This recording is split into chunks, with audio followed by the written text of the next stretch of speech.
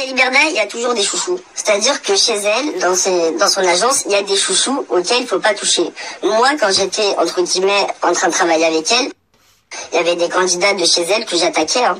Il n'y avait pas de oui, mais Shona Evans, tu touches pas. J'attaquais des gens, mais sauf qu'il y avait des chouchous, je touchais pas, en fait.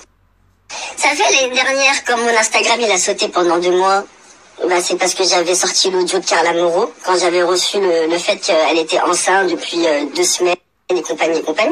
Et plein de petits détails, j'avais également affiché Nabila. Tu vois, c'est des trucs, sur le coup, tu te dis, ouais, ça va faire du buzz, trop cool, c'est un article et tout, mais au final, non, je fais de la dé. Ça fait, moi, maintenant, tout de suite, dire que je suis jaloux, oui, t'as le seum parce qu'il vient, il prend ta place. Non, pas du tout. C'est-à-dire que moi, maintenant, tout de suite, si vraiment je veux, je prends mon téléphone et je repars dans mes travers, mais sauf que j'en ai pas envie. J'ai vu ce que ça faisait. J'ai vu les conséquences de mes actes, tu vois. J'ai vu que quand tu sors des dossiers, eh ben, ça te fait des problèmes, mec. Et ça te fait des vrais problèmes. Parce que quand tu t'attaques encore aux candidats de télé-réalité, c'est leur métier, entre guillemets, ils aiment qu'on parle d'eux.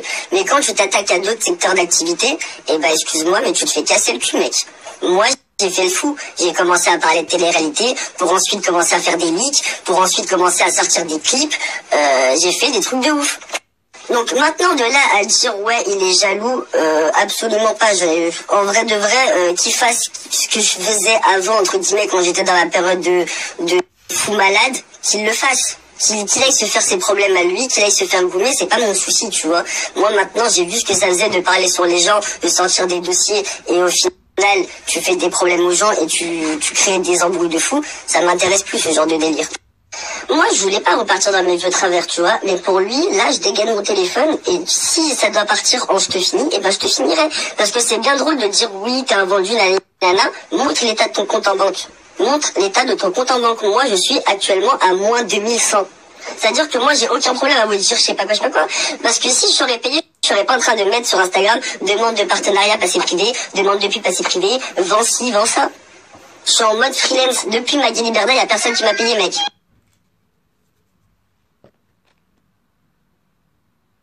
Bon les gars, on va faire un petit point sur les activités de notre cher et grand ami Nad.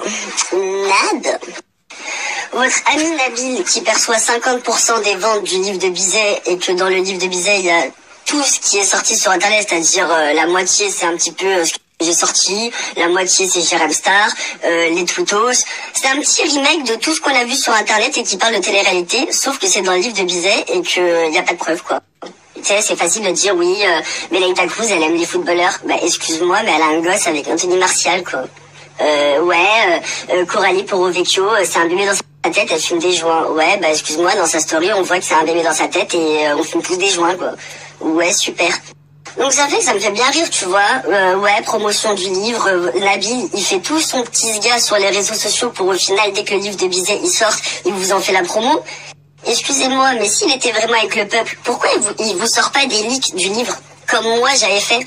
Moi, par exemple, Jérém Star, quand il y avait des passages du livre que je voulais vous montrer, j'ai réussi à avoir les leaks. Je vous ai sorti les leaks sur Telegram. Lui, pourquoi il le fait pas si soi-disant il est dans le peuple?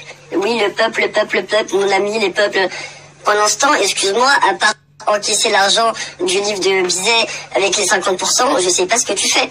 Ça fait, moi j'ai une question à te poser. Pourquoi, si apparemment tu es pour le peuple et compagnie, pourquoi tu n'as pas réussi à récupérer le livre et à faire partager tes abonnés?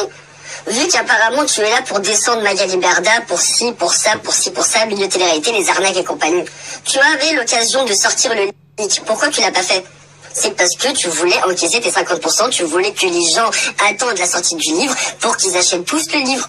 Tu n'as pas cherché à faire partager l'information, tu as cherché à gagner du profit. Votre Nabil, moi il me fait extrêmement rire parce que tout ce qui parle, là, tout ce qui sort entre guillemets sur Magali Berda, c'est des choses que j'ai déjà sorties. C'est-à-dire que c'est des trucs que j'ai déjà fait. Magali Berda, pourquoi elle va chercher à sauter son compte si c'est des trucs que Aqua a déjà sorti?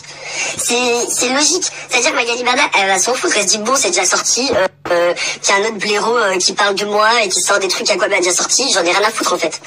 Par contre, moi, ce que je peux vous assurer, c'est quand Nabil, votre cher et grand ami lutin, il poste des stories sur Nadé, Marc, Jazz, Laurent et compagnie, Ah, alors là, la mag, elle est au max. Quand je vous dis elle est au max, c'est qu'elle est comme ça là. Elle jubile derrière son snap en fait.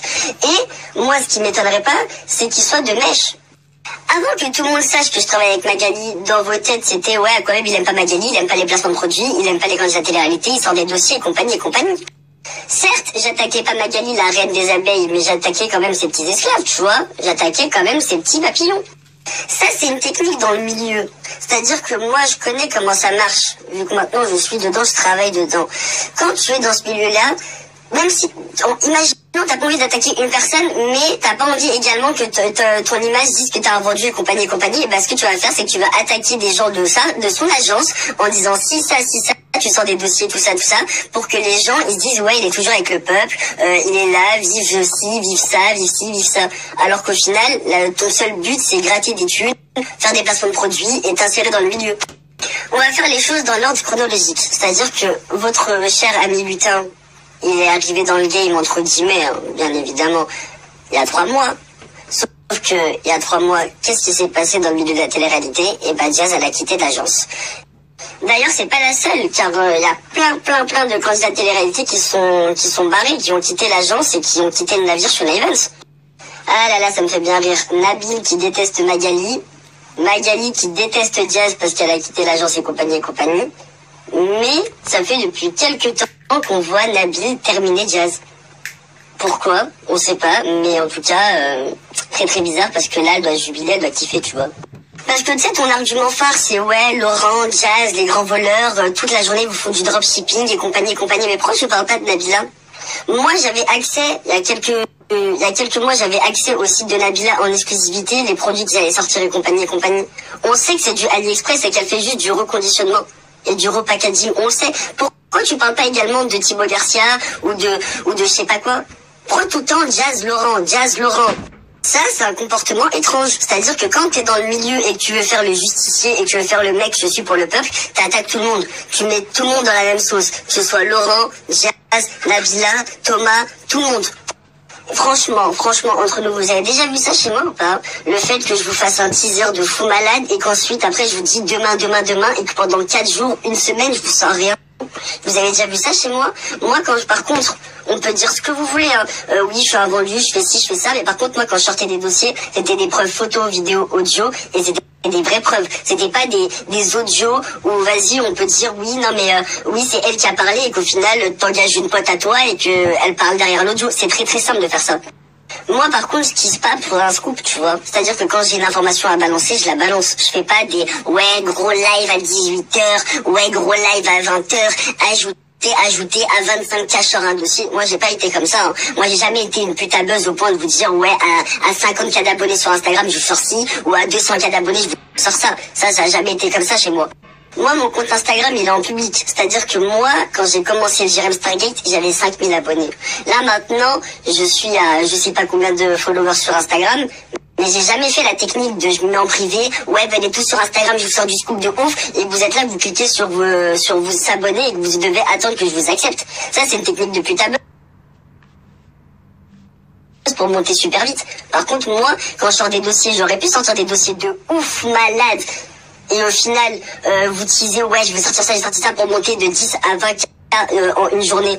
Mais je l'ai pas fait. Moi, je vous sors directement le scoop. Il prend pas. Ça fait faire des lives en teasant toute la journée pour que vous êtes là à 18h faire un live. Il y a presque 20 000 personnes qui vous regardent et que vous sortez rien, plus supplément rien. Teaser pour du buzz, ça sert à rien, tu vois. Ça fait l'excuse, c'était que Jazz allait donner des preuves sur Magali, mais au final, on a eu ni preuve sur Magali, ni preuve sur Jazz, ni Walou. Ça fait que t'as réussi ton coup, t'as teasé à mort, t'as gagné ta petite poignée d'abonnés, mais t'as rien sorti du tout.